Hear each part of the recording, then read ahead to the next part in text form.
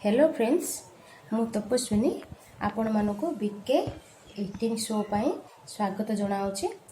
Happy pakhala दिवस। चलतु पखाला दिवस रे आज मु कौन कौन आइटम करी आ कौन लगे कि पखाला खाइबा मु आपन को देखैबी।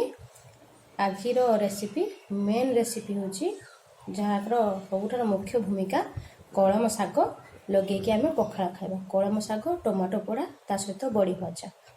चलतु ता सहित अन्य खाद्य मान अच्छी किंतु प्रथम जिनस है शाग भजा। चलतु रोषे घर को जाइए आम शाग प्रस्तुत करवा।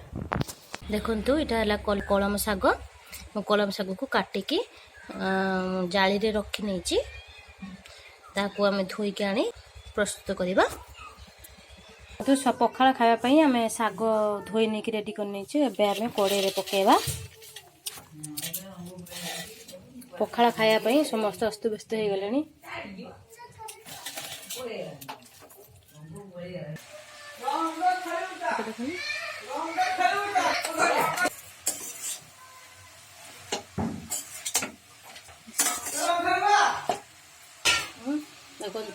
गोटे फूल गड़ा कर भजा आम अलरेडी करके रखीचे। रसुण को आम बर्तमान छेची नवा हेमदस्ता रे।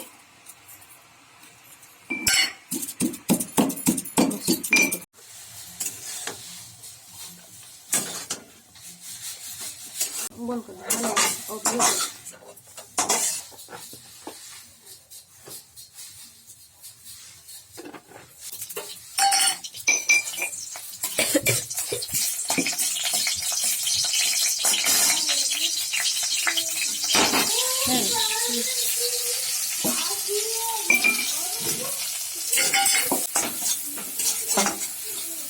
पोज मार मार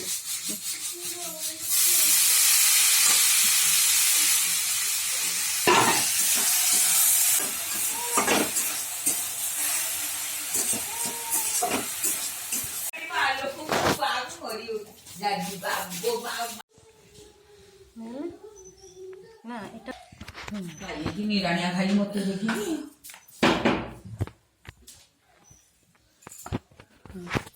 এটা দরকার রাখি থাক আর দেখান শাক খাই বলে বেশ করে দেই। কঞ্চা শাক কঞ্চা লঙ্কা দিয়ে পকেই দিই।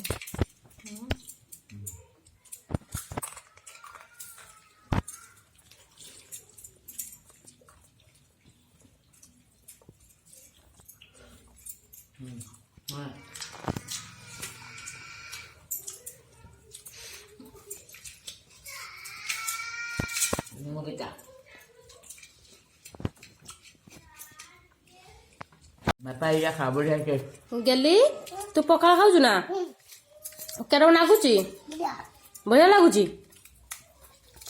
देख पखाला खाइब बोली बसी आसिकी सकाल सकाल पखाला होली आज मो हाथ रू छड़े नहीं खाऊ खा भजा